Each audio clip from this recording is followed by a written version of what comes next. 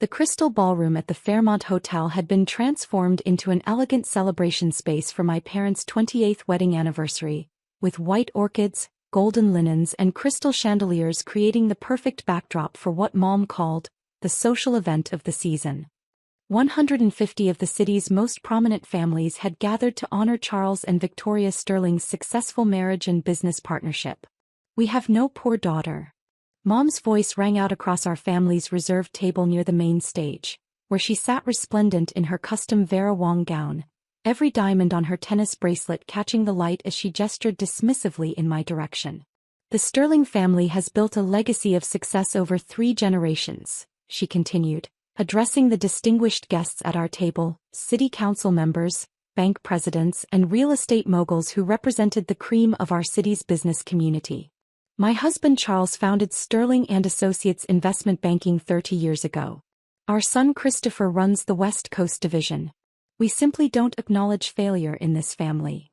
I sat quietly at the far end of our table, wearing the same simple black cocktail dress I'd owned for 3 years. Not because I couldn't afford better, but because I'd learned that expensive fashion drew the wrong kind of attention from people who made assumptions about wealth based on appearances. "Victoria's absolutely right," Dad added, adjusting his platinum cufflinks as he surveyed the elegant crowd. "The Sterling name represents excellence, achievement and financial success. We've worked too hard building our reputation to let anyone tarnish it with questionable lifestyle choices." My younger brother Christopher nodded in agreement from his position beside Dad, perfectly groomed in his $3,000 Italian suit. At 26 he was already making partner at Dad's investment firm, following the approved family path toward respectability and social recognition. "Exactly," Christopher said, raising his champagne flute. "We're celebrating success tonight. Real success. The kind that comes from building something meaningful in the financial world." The guests at our table, including Senator Williams and his wife, the mayor and several Fortune 500 CEOs, murmured their agreement. They'd all heard the story of the Sterling family's disappointment. The daughter who'd walked away from a promising career in investment banking to pursue some mysterious, alternative lifestyle that nobody quite understood. I pulled out my phone discreetly, checking the time. It was 8:47 p.m. on a Saturday evening, which meant the Asian markets were opening and my portfolio managers in Hong Kong and Singapore would be executing the overnight trades I'd authorized earlier. "Look at that," Mom said with theatrical exasperation. "She can't even put her phone away during our anniversary dinner. This is exactly what I mean about respect and priorities."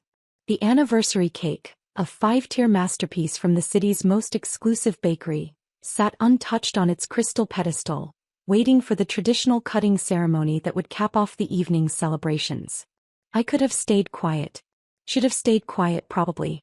But something about Mom's public declaration that they had no poor daughter made me finally reach my limit with their assumptions.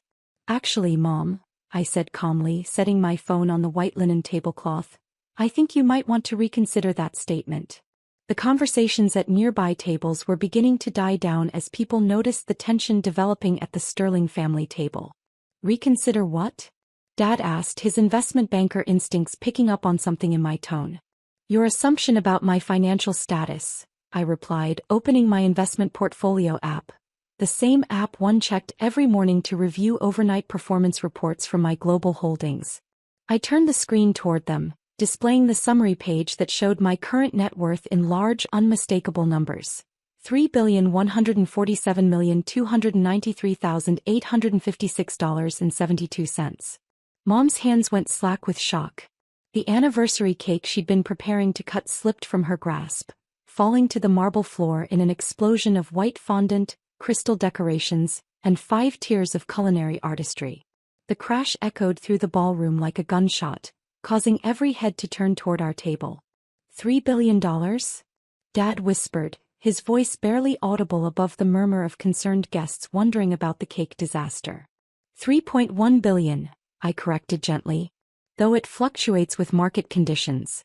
Yesterday it was 3.08, but the Tokyo closing pushed the tech sector higher than expected. Christopher was staring at my phone screen like it might explode. That's not possible. You work at some little non-profit organization. You drive a Honda Civic. I founded the Meridian Foundation, I explained patiently. It's not little and it's not exactly non-profit. We're a social impact investment fund that generates market rate returns while solving global problems. We manage about $12 billion in assets under management. The silence at our table was so complete I could hear the ice melting in people's drinks. Senator Williams leaned forward in his chair, his political instincts clearly intrigued by this unexpected development. Miss Sterling, did you say $12 billion in assets under management? That's the fund's total portfolio, I explained.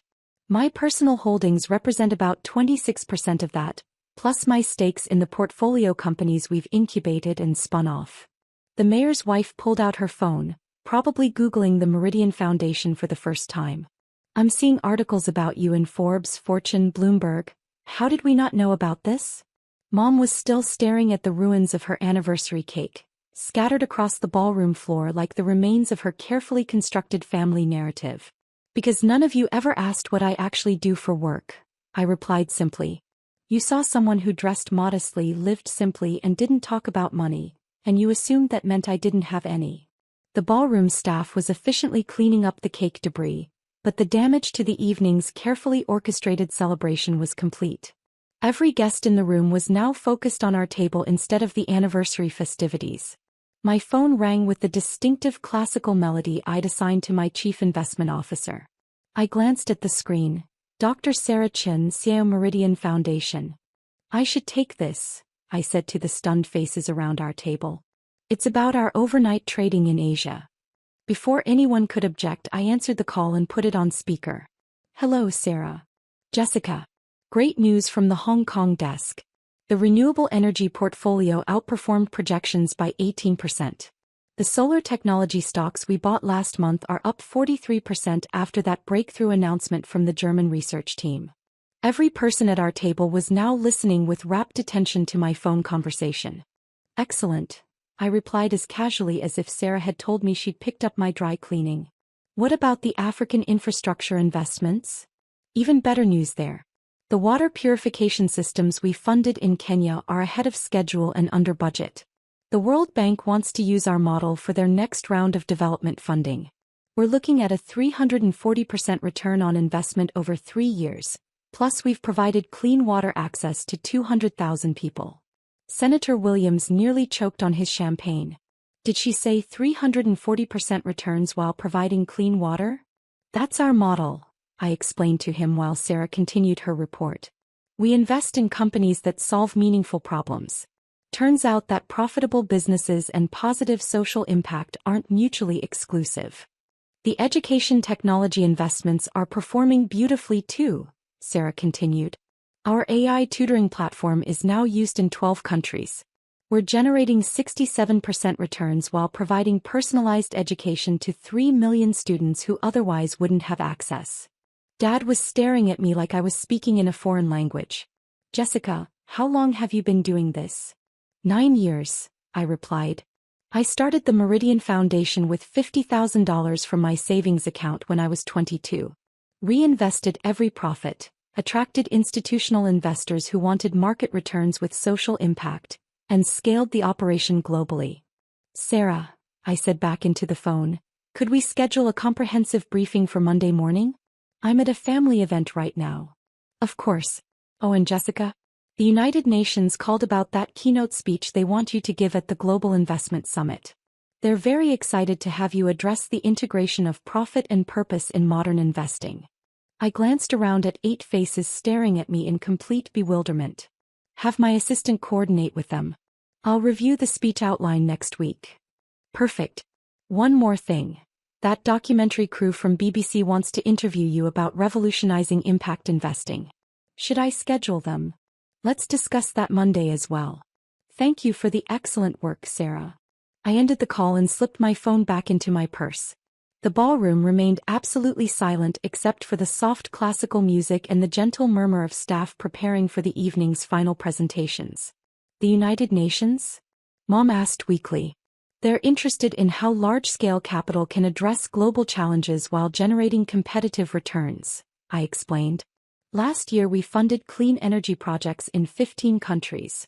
microfinance programs in Africa, and education technology that's being used by millions of students worldwide.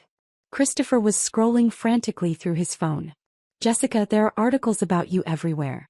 Forbes calls you the billionaire who's changing the world. Businessweek says you're redefining success in the investment world. How did we miss all this? Because you were looking for success that matched your definition rather than success that matched my values, I replied gently. The distinguished guests at our table were completely captivated now. This was more interesting than any business conference they'd attended. For 9 years, you've all assumed I was some kind of idealistic do-gooder who didn't understand real business.